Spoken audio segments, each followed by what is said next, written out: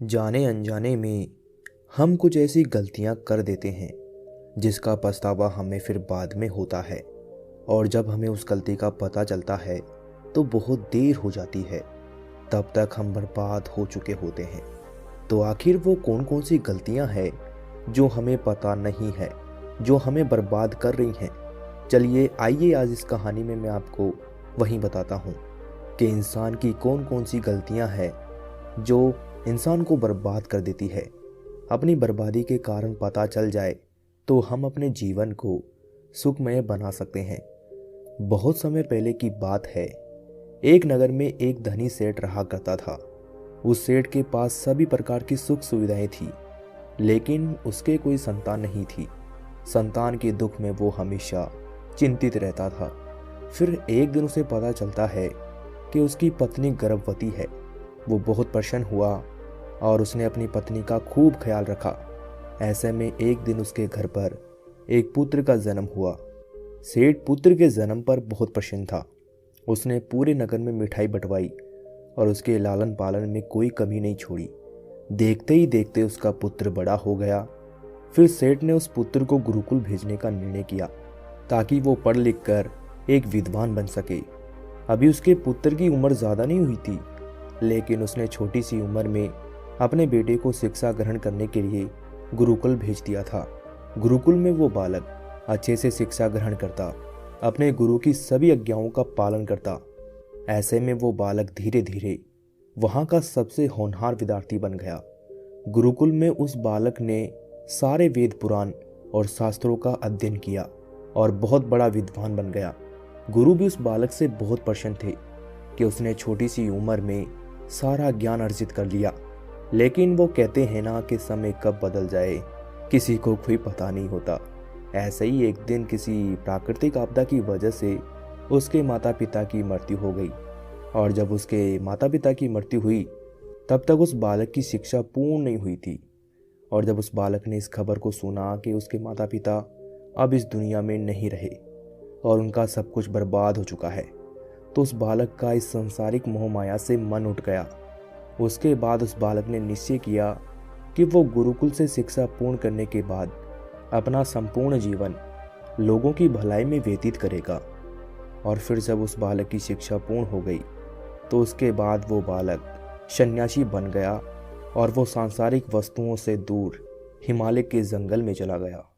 जंगल में जाकर उसने वहाँ लंबे समय तक तपस्या की। तपस्या पूर्ण करने के बाद उस सन्यासी ने लोगों को शिक्षा देना आरंभ कर दिया। समय के साथ साथ उस सन्यासी की चर्चा चारों तरफ होने लगी और दूर दूर से लोग उसके पास शिक्षा ग्रहण करने आने लगे और बहुत से लोग उनके पास अपनी समस्याओं का समाधान खोजने के लिए भी आने लगे। सन्यासी सभी लोगों की समस्याएं बड़ी आसानी से सुलझा देता, जिस वजह से वो पूरे राज्य में मशहूर हो गया था। लेकिन जिस नगर में वो रहता था उस नगर का राजा एक क्रूर व्यक्ति था। जब राजा को उस सन्यासी के बारे में पता चला तो उसने उस सन्यासी से मिलने का निश्चय किया। अगली सुबह वो राजा अपने महल से निकलकर उस सन्यासी से मिलने के लिए निकल गया और फिर वो उस कुटिया पर जाकर पहुंच गया। वहां पहुंचकर जब राजा ने उस सन्यासी को देखा तो वो देखता ही रह गया। उसके चेहरे पर एक अलग ही तेज था। जब वो उन सन्यासी के पास पहुंचा तो उसे बड़ी अपार शांति का अनुभव हुआ। उस राजा ने उस सन्यासी को प्रणाम किया और उनके पास बैठ गया और उनसे वार्तालाप करने लगा। वो राजा पहली ही मुलाकात में उस सन्यासी के व्यक्तित्व से इतना प्रभावित हुआ कि उसने उसी समय से अच्छाई की राह पर चलने की ठान ली और मन ही मन सोचने लगा कि इतनी छोटी सी मुलाकात में ये सन्यासी मुझे इतना बदल सकता है, तो अगर ये हमेशा मेरे साथ ही रहने लगे तो मेरी तो जिंदगी ही बदल जाएगी। और यही सोचकर राजा सन्यासी से अपने महल चलने के लिए आग्रह करने लगा। राजा का आग्रह सुनकर सन्यासी मना नहीं कर पाया और वो राजमहल चलने को तैयार हो गए। फिर राजा सन्यासी को लेकर राजमहल की ओर चल दिया। राजमहल पहुंचने पर राजा ने सन्यासी का खूब आदर सत्कार किया और उसके बाद राजा ने सन्यासी को एक शाही कमरे में भोजन करवाया। भोजन के पश्चात सन्यासी ने राजा को धन्यवाद दिया और राजा से जाने की आज्ञा मांगी। ये सुनकर राजा ने कहा कि आप हमारे बगीचे में जब तक चाहें तब तक रह सकते हैं। आपको यहाँ पर किसी भी प्रकार की कोई असुविधा नहीं होगी और आप यहाँ रहेंगे तो हमारी प्रजा को भी अच्छा लगेगा और हमें भी अच्छा लगेगा। ये सुनकर सन्यासी ने राजा का प्रस्ताव स्वीकार कर लिया। उसके बाद राजा ने सेवकों से कहा कि सन्यासी महाराज के लिए बगीचे में रहने का, खाने का और वस्त्र आदि का प्रबंध किया जाए। राजा की आज्ञा के अनुसार सेवकों ने एक सुंदर सी कुटिया का निर्माण कर दिया। उसके बाद वो सन्यासी उसी कुटिया में रहने लगे। सन्यासी को उस कुटिया में रहते रहते कई साल बीत गए और इस दौरान राजा ने उनकी खूब सेवा की। परंतु कई सालों बाद एक दिन राजा और रानी को आवश्यक कार्य के लिए दूसरे राज्य जाना पड़ा, लेकिन उन्होंने एक सेवादार को सन्यासी की सेवा के लिए नियुक्त कर दिया। परंतु वो सेवादार राजा के जाने के बाद बीमार पड़ गए और अपने घर चला गया और कभी लौटकर वापस नहीं आया। तो सन्यासी ने क्रोध में आकर उस राजा को खूब सुनाया और राजा से कहा कि हे राजन, जो जिम्मेदारी तुम पूरी नहीं कर सकते तो वो उठाते ही क्यों हो। तब राजा ने सन्यासी से क्षमा मांगते हुए कहा कि हे भगवान, यदि मुझसे कोई भूल हो गई हो तो मैं उसके लिए आपसे क्षमा मांगता हूँ। मुझे क्षमा कर दीजिए और आप अपना क्रोध शांत कीजिए और मुझे बताइए कि आखिर हुआ क्या है। ये सुनकर उस सन्यासी ने कहा कि तुम्हारे जाने के बाद मुझे यहाँ पर किसी ने भोजन नहीं दिया और मैं बहुत दिनों तक भूखा ही रहा। मुझे यहाँ पर आकर किसी ने पूछा तक नहीं कि मैं किस हाल में हूँ। ये सुनकर राजा ने सन्यासी से क्षमा मांगी और कहा कि हे भगवान, आज के बाद में ऐसी कोई भी गलती नहीं होगी। फिर कुछ देर बाद मामला शांत हो गया। जब राजा और सन्यासी के बीच वार्तालाप हो रही थी तो रानी भी ये सब वार्तालाप चुपके से सुन रही थी और सब कुछ देख रही थी। उसके बाद राजा ने उस सन्यासी को कोई भी शिकायत का मौका नहीं दिया और उसकी खूब सेवा की। परंतु कुछ दिनों बाद राजा को फिर किसी आवश्यक कार्य से अपने राज्य से बाहर जाना पड़ा। लेकिन इस बार राजा ने राज्य से बाहर जाने से पहले अपनी रानी को कहा कि जब तक मैं नहीं आऊं तब तक आप स्वयं सन्यासी की देखभाल करोगी। ये सुनकर रानी ने कहा कि जी महाराज, आप निश्चित होकर जाइए, मैं सन्यासी महाराज की अच्छे से देखभाल करूंगी। उसके बाद रानी हर रोज भोजन बनाकर सन्यासी महाराज को भेज देती थी। लेकिन एक दिन रानी नहाने के लिए चली गई और सन्यासी को भोजन देना भूल गई। सन्यासी ने काफ़ी देर तक भोजन का इंतज़ार किया, लेकिन जब भोजन नहीं आया तब सन्यासी सोच में पड़ गया कि आज खाना क्यों नहीं आया। उसके बाद सन्यासी ने सोचा कि वो खुद महल में जाकर देखेगा कि आखिर अब तक खाना क्यों नहीं आया, और फिर वो महल पहुंच गया। जब वो महल के अंदर पहुंचा तो वहां उसकी नज़र रानी पर पड़ी। रानी के लंबे लंबे घने काले केस जो कि उसकी कमर पर लहरा रहे थे, उसकी कजरारी आंखें जो देखने मात्र से ही घायल कर दे, उसकी हिरनी जैसी चाल। रानी के इतने सुंदर रूप को देखकर सन्यासी चकित हो गया और रानी की सुंदरता सन्यासी के मन में घर कर गई और वो वहां से बिना कुछ कहे ही अपनी कुटिया में लौट आया। सन्यासी रानी के रूप की सुंदरता को भुला ना सका और वो खाना पीना छोड़कर अपनी कुटिया में पड़ा रहा। उसने कई दिनों तक कुछ भी नहीं खाया, जिस वजह से वो बहुत कमज़ोर हो गया। फिर कुछ समय बाद राजा वापस लौटे और जब उसे सन्यासी की हालत का पता चला तो वो सीधे सन्यासी के पास पहुंच गए और बोले कि हे भगवान, क्या बात है, आपको क्या हो गया और आप इतने कमज़ोर कैसे हो गए? आखिर आपको किस बात की चिंता है और आप किस गहरी सोच में डूबे हो? क्या मुझसे कोई भूल हो गई है? तब सन्यासी ने कहा कि नहीं राजन, आपसे कोई भूल नहीं हुई है। ये सुनकर राजा ने कहा तो फिर आखिर क्या बात है, आप मुझे बताइए, मैं आपकी परेशानी ज़रूर दूर करूँगा। ये सुनकर सन्यासी ने राजा से कहा कि हे राजन, मैं आपकी रानी की अद्भुत सुंदरता को देखकर उनकी सुंदरता के फेर में पड़ गया हूँ और अब मैं रानी के बिना जिंदा भी नहीं रह सकता। यह सुनकर राजा हैरान हो गया और कुछ देर सोचने के बाद राजा ने उस सन्यासी से कहा, मैं आपको रानी दे दूंगा। यह सुनकर सन्यासी बहुत प्रसन्न हुआ। फिर राजा सन्यासी को लेकर महल चले गए और जब राजा और सन्यासी महल पहुंचे तो उस दिन रानी ने अपने सबसे सुंदर वस्त्र और गहने पहने हुए थे। फिर राजा रानी के पास पहुंचे और राजा ने रानी से कहा कि आपको इस सन्यासी की मदद करनी चाहिए। ये बहुत कमज़ोर पड़ गए हैं और मैं नहीं चाहता कि किसी ज्ञानी पुरुष की हत्या का कलंक मेरे सर पर लगे। उसके बाद राजा ने रानी से पूछा कि क्या आप ये पाप अपने सिर पर लेना चाहती हैं। राजा की ये बात सुनकर रानी ने राजा से पूछा कि आखिर इन सन्यासी के इस दुख का कारण क्या है। तो राजा ने रानी से कहा कि सन्यासी आपकी अद्भुत सुंदरता के दीवाने हो गए हैं। राजा की यह बात सुनकर रानी ने कहा कि राजन, आप चिंता मत करिए, अब आप सब कुछ मेरे ऊपर छोड़ दीजिए। मुझे पता है कि मुझे अब क्या करना है। उससे आपके ऊपर ना तो सन्यासी की हत्या का पाप लगेगा और ना ही उससे मेरे पवित्र धर्म का नाश होगा। रानी की यह बात सुनकर राजा ने रानी को सन्यासी को सौंप दिया। उसके बाद सन्यासी रानी को लेकर कुटिया पर पहुंचे। जब रानी सन्यासी की कुटिया पर पहुंची तो रानी ने सन्यासी से कहा कि हमें रहने के लिए घर चाहिए, हम इस झोपड़ी में नहीं रह सकते। ये सुनकर सन्यासी राजा के पास गया और राजा से जाकर बोला कि हे राजन, हमें रहने के लिए एक घर चाहिए। सन्यासी की बात सुनकर राजा ने उनके लिए घर का प्रबंध कर दिया। फिर सन्यासी रानी को लेकर घर पहुंचा। जब रानी सन्यासी के साथ उस घर पर पहुंची तो रानी ने सन्यासी से कहा कि ये घर तो बहुत गंदा है और इसकी हालत बहुत ख़राब है, मैं इस घर में नहीं रह सकती। ये सुनकर सन्यासी फिर से राजा के पास गया और राजा के पास जाकर बोला कि हे राजन, जो आपने हमें घर दिया है उस घर की हालत बहुत ख़राब है। सन्यासी की बात सुनकर राजा ने उस घर की हालत ठीक करवा दी। उसके बाद फिर रानी घर के अंदर गई और नहा धोकर बिस्तर पर आ गई।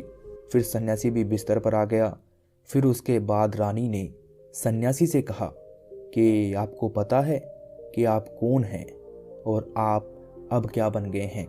आप एक महान सन्यासी थे जिसके लिए राजा स्वयं सारी ज़रूरत की वस्तुएं उपलब्ध कराते थे, जिसके पास लोग दूर दूर से ज्ञान ग्रहण करने आते थे, जो लोगों को सत्य की राह दिखाया करते थे, जो लोगों की समस्याओं का समाधान करते थे, जिनको सभी लोग एक गुरु मानते थे, जिनकी सब भगवान के रूप में पूजा किया करते थे। और आज आप वासना के कारण मेरे गुलाम हो गए हैं। रानी की ये बात सुनकर उस सन्यासी को एक झटका लगा और उसे महसूस हुआ कि वो तो एक सन्यासी है और वो ये सब क्या कर रहा है। वो तो ये सारी सुख सुविधाओं को छोड़कर शांति की तलाश में जंगलों में चला गया था। जब सन्यासी को सुध बुध आई तो वो जोर जोर से रोने लगा और चिल्लाने लगा और रानी से कहने लगा कि मुझे क्षमा कीजिए महारानी, मैं ये क्या करने जा रहा था, मैं अभी आपको राजा को सौंप कर आता हूँ। सन्यासी की ये बात सुनकर रानी ने सन्यासी से प्रश्न किया कि महाराज, मेरे मन में एक प्रश्न उठ रहा है, कृपया मेरे प्रश्न का उत्तर दीजिए। रानी की बात सुनकर सन्यासी ने कहा कि पूछो, तुम्हारा क्या प्रश्न है। फिर रानी ने कहा कि जब आपको उस दिन भोजन नहीं मिला तो आप बहुत क्रोधित हो गए, तब मैंने आपका ये रूप पहली बार देखा था और तभी से मैं आपके व्यवहार में परिवर्तन महसूस कर रही हूँ। ऐसा क्यों हुआ महाराज, आखिर आपको इतना क्रोध क्यों आया। रानी की बात सुनकर सन्यासी ने रानी को समझाया कि जब मैं जंगल में था तो मुझे समय पर भोजन भी नहीं मिलता था, लेकिन जब मैं महल में आया तो महल में आने के बाद मुझे सारी सुख सुविधाएं मिली और फिर मैं इन सभी सुख सुविधाओं के मोह में फंस गया और मुझे इसके प्रति लगाव उत्पन्न हो गया और फिर मुझे इसको पाने का लालच उत्पन्न हो गया और जब मुझे ये नहीं मिला तो मेरे अंदर क्रोध उत्पन्न हुआ।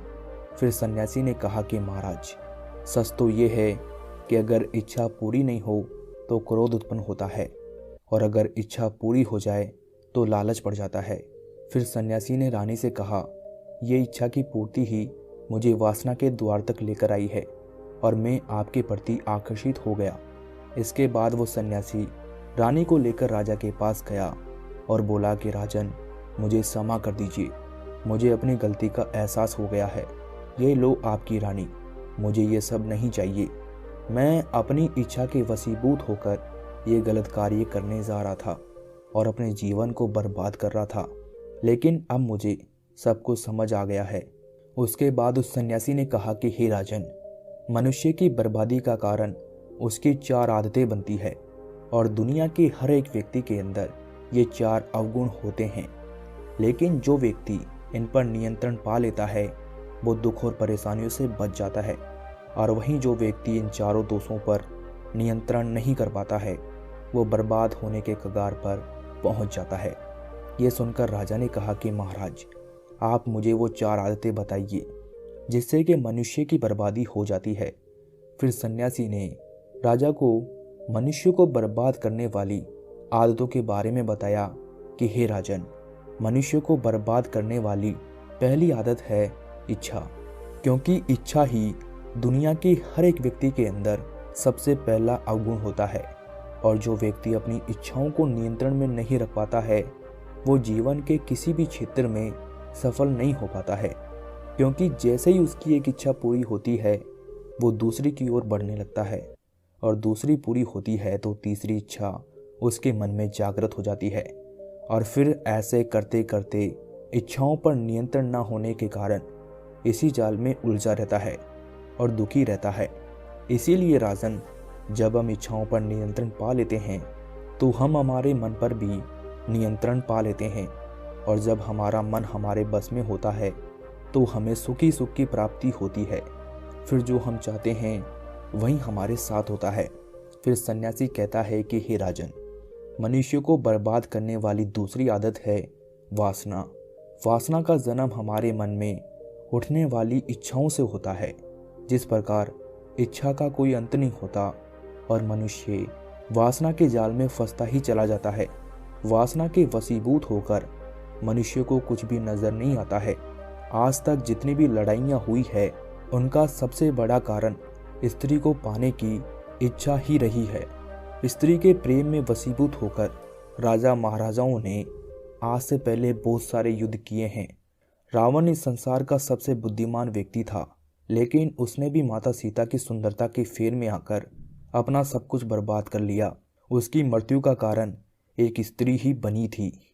कहीं राजा महाराजा तो युद्धों में इसलिए हार गए क्योंकि वो लोग स्त्रियों से रासलीला रचाने में ही रह गए। ईश्वर ने तो स्त्री की उत्पत्ति इस संसार को बढ़ाने के लिए की है, लेकिन आजकल लोगों ने इसे अपनी वासना का शिकार बना लिया है, अपने मनोरंजन का साधन समझने लगे हैं। और जब उन्हें अपना ये मनोरंजन नहीं मिलता तो वो पागल हो जाते हैं और न जाने क्या क्या कर बैठते हैं।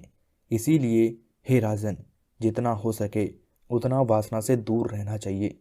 फिर सन्यासी कहता है कि हे राजन, मनुष्य को बर्बाद करने वाली तीसरी आदत है क्रोध, क्योंकि जब मनुष्य की वासना की पूर्ति नहीं होती है तो उसके अंदर क्रोध उत्पन्न हो जाता है। और जब व्यक्ति को क्रोध आता है तो उस पर उसका नियंत्रण नहीं होता है, और फिर वो क्रोध में आकर कहीं गलत निर्णय ले लेता है। वो दूसरों को भला बुरा कह देता है, गालियाँ निकाल देता है, और जब उनका क्रोध शांत होता है तो उन्हें अपनी गलती का एहसास हो जाता है। लेकिन तब तक तो सब कुछ बर्बाद हो चुका होता है। क्रोध के कारण मनुष्य के कहीं बने बनाए काम भी बिगड़ जाते हैं।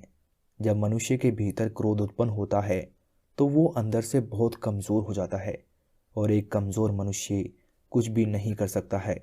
उसे कभी भी सफलता हासिल नहीं हो सकती। क्रोध हमारे भीतर तनाव को उत्पन्न करता है, और अगर एक बार हम तनाव में चले गए तो हमारा पूरा जीवन बर्बाद हो जाता है। फिर सन्यासी कहता है कि हे राजन, मनुष्य को बर्बाद करने वाली चौथी आदत है लालच। हे राजन, लालच का फल सदैव बुरा होता है। लालच में पड़कर हम बहुत से लोगों का बुरा कर देते हैं। हर मनुष्य के जीवन में कभी ना कभी ऐसे अवसर अवश्य आते हैं जब वो लालच कर बैठता है, और अधिक पाने की लालसा में वो कुछ ऐसा कर बैठता है जिससे जो उसके पास था वो उसे भी गवा देता है। क्योंकि जैसे ही व्यक्ति की एक इच्छा पूरी होती है, उसका लालच बढ़ जाता है और उसके मन में और कई आकांक्षाएं जन्म लेने लगती है। जो व्यक्ति लालच करता है वो कामयाबी से कोसों दूर रहता है, क्योंकि एक ना एक दिन लालच का दुष्परिणाम सामने आता ही है। अगर हम समय रहते ही लालच को त्याग दें और उसके फेर में ना पड़ें तो हम एक सफल व्यक्ति अवश्य बन सकते हैं। फिर अंत में सन्यासी राजा से कहता है कि हे राजन, अगर मनुष्य इन चारों आदतों को छोड़ देता है तो उसे जीवन में सफल होने से कोई नहीं रोक सकता। जो इन आदतों को नहीं छोड़ता है उसे जीवन में बर्बाद होने से कोई नहीं रोक सकता। मैं एक सन्यासी होकर इसके फेर में पड़ गया था, तो सामान्य मनुष्य तो इससे बच नहीं सकता। इसीलिए हे राजन, मनुष्य को इन आदतों से हमेशा बचना चाहिए।